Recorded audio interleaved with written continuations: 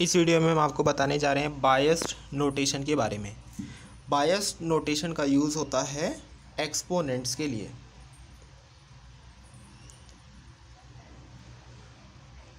इस biased notation का use किया जाता है एक्सपोनेंट्स के लिए। मान लीजिए रियल एक्सपोनेंट किसी भी नंबर का वो है x, तो इसको रिप्रेजेंट करने के लिए हम जो तरीका यूज़ करेंगे वो होगा आपका x प्लस बायस। इस तरीके से यूज़ करेंगे। IEEE सिंगल प्रिसीजन यूज़ करता है बायस ऑफ 127, यानी कि IEEE सिंगल प्रिसीजन में 127 बायस इस्तेमाल होगा। इसलिए यदि हम एक्सपोनेंट कैलकुलेट करें, यदि आप एक्सपोनेंट कैलकुलेट करेंगे तो -1 को रिप्रेजेंट कैसे किया जाएगा। -1 को रिप्रेजेंट करने के लिए हम कुछ इस तरीके से करेंगे, -1 प्लस 127। यदि हम इसको कैलकुलेट करेंगे तो हमें मिलेगा 126, जो कि बाइनरी में इक्वल होगा 0 1 1 1। इसके बाद 3 टाइम्स 1 और आएगा और लास्ट में 0।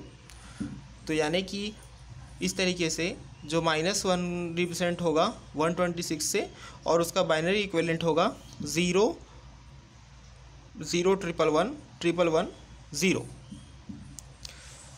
इसी तरीके से अलग अलग नंबर को रिप्रेजेंट करने के लिए सभी में जो बायस इस्तेमाल होगा वो होगा 127। यदि हमको रिप्रेजेंट करना है 0, यदि आपको 0 को रिप्रेजेंट करना है तो 0 को रिप्रेजेंट करने के लिए होगा 0 प्लस 127। तो इसकी जो वैल्यू आएगी वो आएगी 127। अब इसी का यदि आप बाइनरी इक्विवेलेंट देखें तो इसी का बाइनरी इक्विवेलेंट होगा 0 1 1 1 1 1 1 1। ये होगा आपका बाइनरी में। इस तरीके से 0 को रिप्रेजेंट करने के लिए भी एज अ बायस ही यहाँ पर इस्तेमाल हो रहा है 127। अब यदि हमको रिप्रेजेंट करना है +1 को, तो +1 को रिप्रेजेंट करने के लिए भी यहाँ पर बायस इस्तेमाल होगा 127 + 1 + 127। यदि हम ये करें तो हमें मिलेगा आंसर 128। अब यदि 128 का बाइनरी इक्विवेलेंट यदि हम लें तो वो होगा 1 1 के बाद 000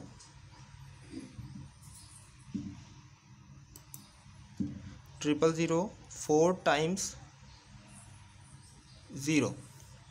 यह होगा 128 का बाइनरी इक्विवेलेंट। तो अभी तक हमने 3 नंबर्स देखे हैं। -1 को रिप्रेजेंट करने के लिए हमने उसमें बायस इस्तेमाल किया +127। 0 को के लिए हमने किया उसमें +127, और +1 के लिए भी हमने किया वहाँ पर 1+127। अब हम एक और पॉजिटिव नंबर ले रहे हैं, जो हम ले रहे हैं +5।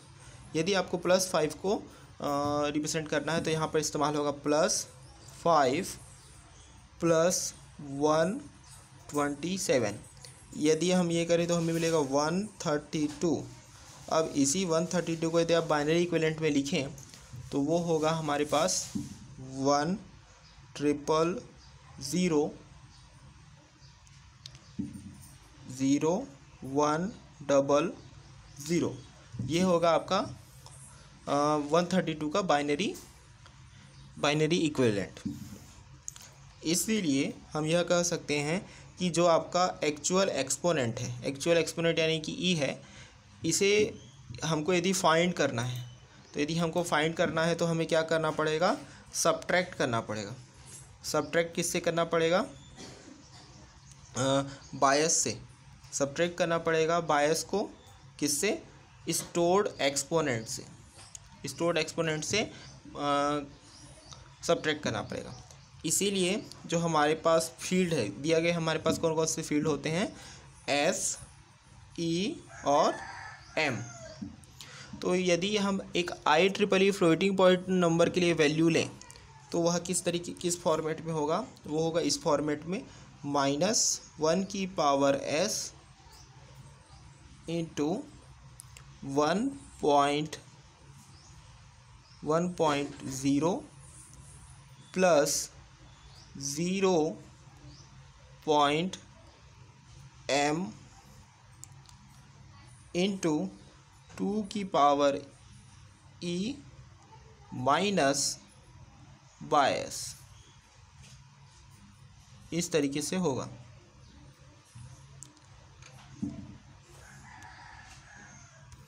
यहाँ पर यह बात आपको याद रखनी है कि यदि यह एक्चुअली में क्या है, यह एक्चुअली में 1.0 प्लस 0.m है, क्योंकि यदि हम नॉर्मलाइज फॉर्म की बात करें, क्योंकि नॉर्मलाइज फॉर्म के साथ सिर्फ और सिर्फ फ्रैक्शनल पार्ट ऑफ मैंटिसा को स्टोर करने की ज़रूरत पड़ती है।